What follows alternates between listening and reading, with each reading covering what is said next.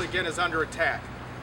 Education is too important to our children's future for us to sit back as certain lawmakers try to decimate school funding. Our schools have been slammed with devastating cuts for years. Now they face more severe attacks in the governor's proposed budget. Let's be clear about one thing. These cuts are not acceptable. This budget is not shared sacrifice. Has anyone seen any shared sacrifice in the governor's budget? Well, I haven't either. But what I have seen is an every child left behind budget proposal for schools. I see a budget that'll put Michigan's kids at a tremendous disadvantage. I want nothing more than every child in this state to receive a world-class education that will prepare them to be the next generation of workers, entrepreneurs, and leaders.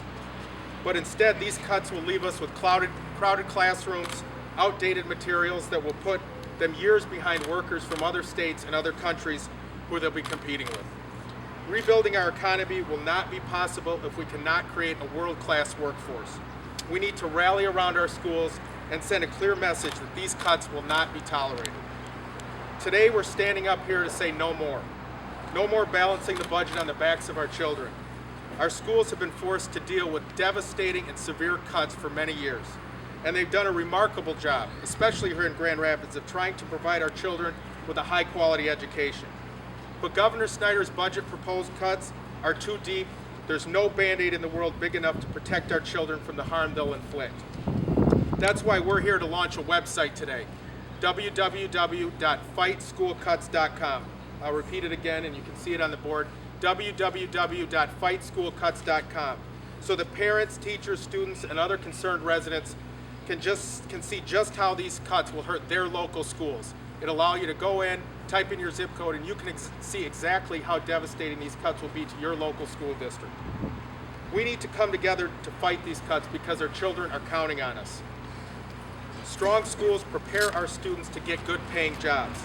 Education plays a vital role in our economy by building the highly qualified workforce businesses need to succeed. A top-notch education is a critical component of diversifying our economy and bringing new companies to Michigan that will create opportunities. It's unacceptable that lawmakers have used school funding to balance the budget over and over, and it's even more unacceptable that Governor Snyder is proposing a budget that will make it harder for any other hardworking student to receive the quality education they deserve. Now I want to bring up my colleague and partner in Standing Up for Schools, Representative Roy Schmidt.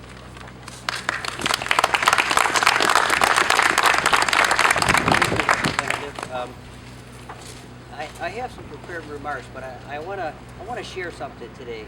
Two incidents that happened. First of all, Representative Dillon and I had a coffee this morning, and usually if we get about 10 people, we call that a pretty big deal. We had over 60 people show up today, and Republicans and Democrats. So I tell you, if anything, it's waking up people. The other thing I want to say is I was a city commissioner for 16 years, very proud to represent the First Ward, and I've always been known as a pro-business city commissioner and now a pro-business Democrat. And with this budget today, it got thrown out the window. At the Capitol, Representative Dillon and I are working to create jobs that our residents need. We're fighting to ensure that our communities in our state have the highly qualified workforce to attract good paying jobs. And that's why our schools are so important. Unfortunately, too many politicians in Lansing just don't get it. They keep cutting away at our schools as if our children are just numbers. Well, I think we all know our children are not numbers. We will not accept them being treated that way, but here we go again with the governor's proposed budget. He talks a good game of protecting education funding. He talks about shared sacrifice. But look at where the cuts are coming in this budget. Our schools and our children's future are really on the chopping block, and that's just simply not acceptable. We've got to draw a line in the sand. The governor said he supports education, but his plans take nearly $900 million from the school aid fund. He's just moving money around and claiming to be pro-education when he's actually raiding the school aid fund to make up for the cuts he's making to other parts of the budget. The governor said he wants to support businesses. How will businesses thrive if we can't give them a talented workforce? Again, businesses locate in a state where they have a workforce, a talented, educated workforce. I don't know how you'd have that with $900 million cut. I can't fathom that. And how can we have a talented workforce if our schools don't have the resources they need to prepare for their children? The governor is saying one thing, but he's really doing another thing. And that's not okay with me. That's not okay with everybody around here. And I'm wondering, is that okay with the residents of Grand Rapids and the people of Michigan? I don't think so. Our children are the ones who are going to pay. They are the ones who are going to pay because these cuts mean bigger classes and less one-on-one instruction as our children try to learn and read and write and build the tools they need for a lifetime of learning. These cuts mean outdated textbooks, technology, which put our children at a tremendous disadvantage as they compete to get into colleges or even good-paying jobs. The governor's budget is wrong for our children, wrong for our schools, and wrong for Michigan. And that's why we're here to stop it. It's time for both parties, Republican, Democrat, and our elected leader, residents, to come together. Like at the coffee this morning, they're really frustrated at these massive cuts. Our children need top-notch education so they can prepare for the 21st century jobs. They need access to high-quality education. They need to compete in the 21st century. No matter what obstacles we face or the political climate, we must protect priorities like education. And we must make sure our schools and our teachers have the resources they need to do the best they can and just simply educate our kids. Our children deserve better, and Brandon and I and many other people are going to stand up and get what they need. I want to thank you for being here, and now I want to introduce a member of the Board of Education, Sunita Lanier.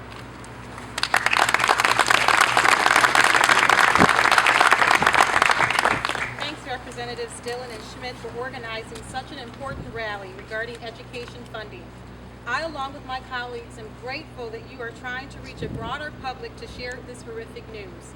I will share a little bit about how this funding specifically impacts GRPS. Investing in jobs starts with investing in education.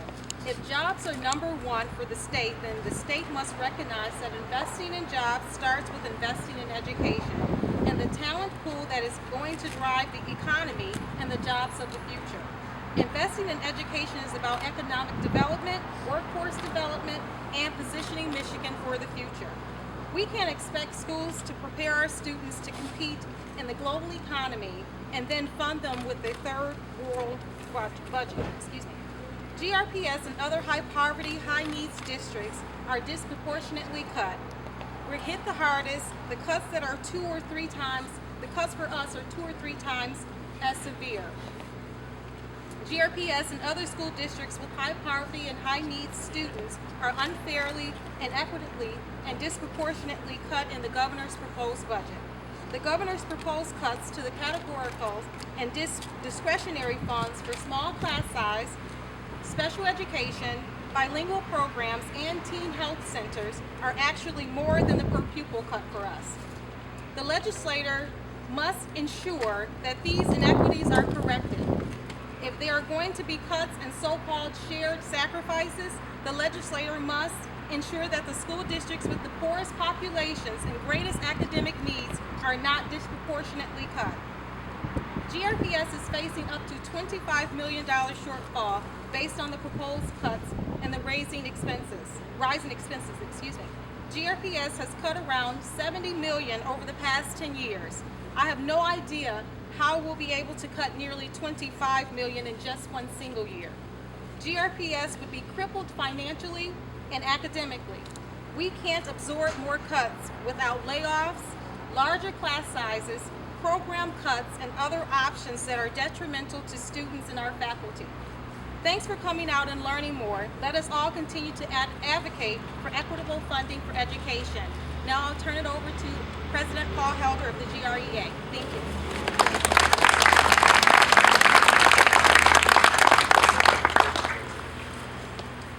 Well, first off, I want to thank the representatives for the invitation to be here today. I imagine they just wanted a fat guy to back clean up. In any case, I know that it's good, I think, to see my members here, to see school board members here, to see Sunita and I both joined in well, frankly, a common cause. It's been a long time. And this is an important cause, and it's something we need to join together on. There's a deception being played out in Lansing. We're told that the state economy is in ruins, and I think a lot of people can look around and see that there are problems. I don't think anyone disputes that. We're told that the budget is in shambles and it has to be addressed. Totally believable. We're told revenue has to be increased in order to make this happen. Sensible, logical, things we've been preaching for years.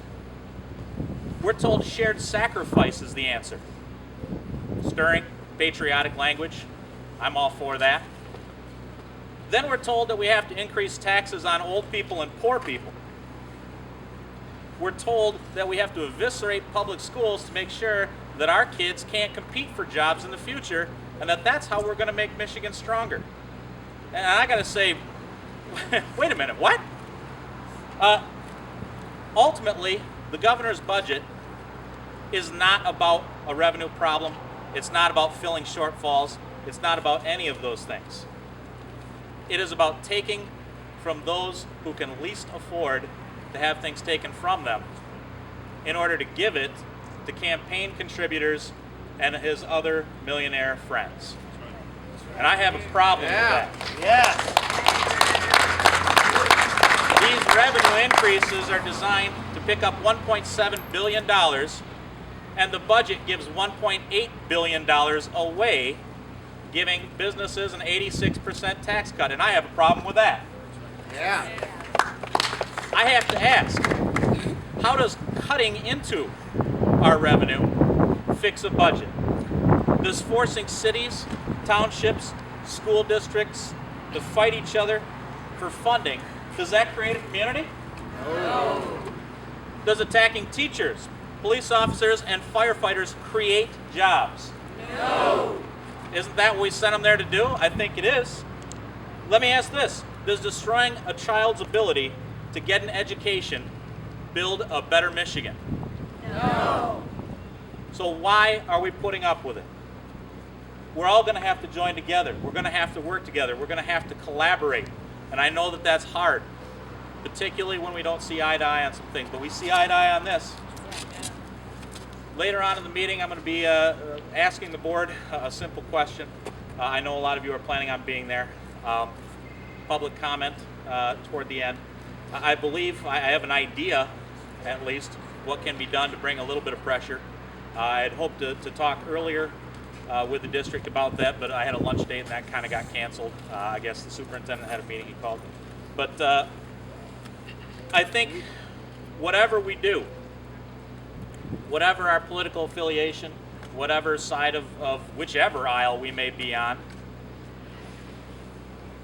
when Rockford Public Schools is sitting there looking at potentially being taken over by an emergency financial manager because the governor is creating a budget that will put them in a financial crisis, when that school district is on the same footing as GRPS and where we've been for a few years now, it's time for people everywhere to wake up, not just in Grand Rapids. That's right. Okay? And I don't want to put it out there just Rockford or anything like that. It's not. This whole state is going to have problems. East Grand Rapids is going to have problems. Right down the line. Right down the line. And we're going to have to band together and do something about that. So I'm asking right now, are we ready to do something about that? Okay? Are we ready to fight school cuts? Yes!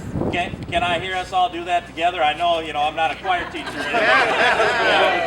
we fight school cuts? Yes! Say it with me. Fight school cuts! Fight school cuts! Fight school cuts! Fight school cuts! Oh, that's beautiful.